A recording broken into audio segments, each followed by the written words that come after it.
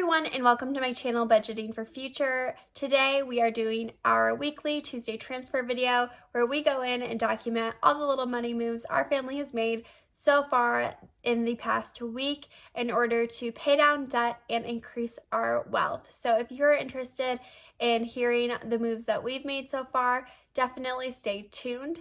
I would also encourage you to consider subscribing to my channel if you have not yet already.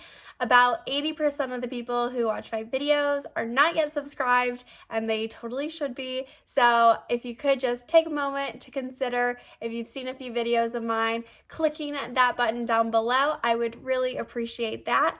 And let's just jump into this thing. The first thing that we did this week was close out our budget by paycheck for the last pay period. We did have $84.25 left over after we took our income and subtracted all of our expenses, and we did put that money right into our down payment fund. We are looking to purchase another rental property, and we are slowly trying to save up for that. Right now we have right around $4,000 stored away there, and we're hoping to save up somewhere around $9,000 to $12,000 before we start actively looking for a new rental property. After that, we did receive our paychecks and everything went bad. My husband did not properly fill out his timesheet at work, and so he was paid for only 1 week's worth of work instead of 2. So we were originally expecting to receive right around $1,700, and instead we received $800. So quite a big discrepancy there. Last minute, we had to completely redo our budget and figure out how we were going to make that work. And the biggest thing we did was take away from our different sinking funds as well as our fund money. We did still prioritize investing in the stock market, but other than that, we really put everything aside. We do have some 401k contributions that come right out of our paychecks. So my husband contributed $122.99 to his 401k. He also paid down his 401k loan a little bit with his paycheck, which was $57.34. And then I contributed to my 401k as well, and that was $169.63. After that, we had to make, again, some really big decisions about what different sinking funds were really priorities for us, and we decided to focus on our phone sinking fund, our pet sinking fund, and then again contributing to our retirement. So the money that we put away for our phone was $40.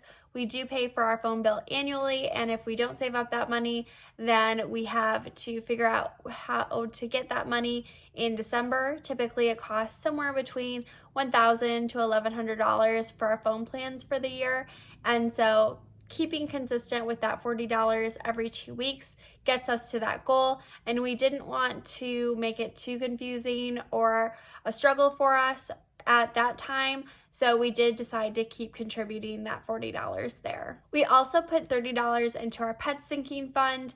This is the sinking fund that we use in order to pay for any food or litter that comes up. Originally, I was planning on not dedicating money to this category for this pay period because of the circumstances, but because we did just a week prior have to buy more cat food and more cat litter, that sinking fund was down to $5, and there's really no way that you can really, in my opinion, cut costs when it comes to pets. For our pets specifically, we have 4 cats. They need litter. We should be changing their litter box at an appropriate interval of time. And the only way to really save on litter is to get poor quality, which we're not really interested in doing, or to change their litter boxes less frequently. And we just don't really agree with using that as a way to save money there.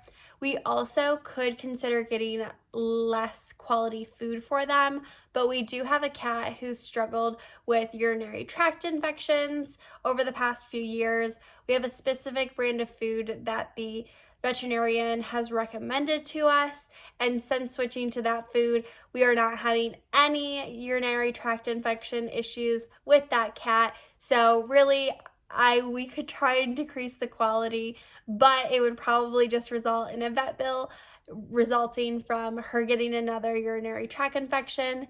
She will literally pee blood, and she'll pee all over the house, which will ruin our carpet, and our cat won't feel good. So just so many reasons why we chose to keep putting money towards that category, even though our money was really tight, and we didn't want to really decrease the quality that we were providing to our animals for their specific situations, and we feel really good about that decision. Next up was our Roth IRA contributions. We did decide to put $75 towards our Roth IRA this week because that is supposed to be keeping us on track to putting 14% of our income towards retirement savings specifically. Technically, that number is the right amount if my husband had been paid in full, but I'm sure we'll be retroactively paid in the future. We just really don't know what that's going to look like, if maybe the next paycheck is going to be really big, or if we're going to get a paycheck in between. We're really not too sure yet. We're still trying to figure all of that out specifically. But in the meantime, we think it's good to just kind of stick with our original plan that we had because we did technically get that money. Like, it's coming to us, it's coming into our lives. It's just not coming at the exact week that we were expecting.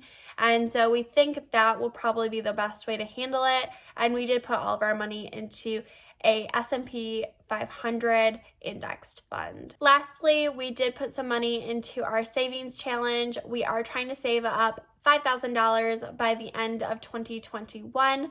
Originally, before everything happened, we had budgeted to put $350 away into that savings challenge.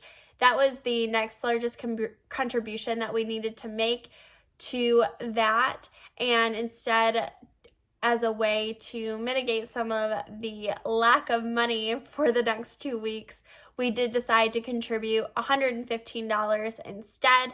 That way, we actually are choosing the smallest amount that we could have chosen to put towards that challenge, and we were able to make it work. I did for a minute consider just not contributing to it at all, but obviously we know the money will just come eventually. It's just not coming yet. So we did decide to still put money towards that, just less than we had originally planned. If you're interested to see what that savings challenge looks like, I have it linked down below so you can see kind of what I'm talking about and how you can kind of pick the different amounts that you want to contribute every 2 weeks. But yeah, it was a little bit of a rough last week. I've been trying to manage it the best that we can. We have a lot of different things coming down the pipeline that we're really not ready quite yet to share, but hopefully they'll be positive things, but we'll see. But yeah, especially with getting paid so much less this past 2 weeks, it's a little nerve-wracking. Obviously, the money will come, but I'm not really sure how that really will affect our finances and what we're going to do. It is kind of nice to know that if we did have like a family emergency where one of us lost our job or had our hours reduced at work, we are able to make our budget work on about a quarter of the less money. But also we have a lot of financial goals that we're trying to work on in the meantime. So it was definitely a double-edged sword and a learning lesson to fill out our timesheets on time or else we will not get paid. But if you did enjoy this video, please consider giving it a like. And again, think about subscribing. You've made it this far. We're friends, right? Bye.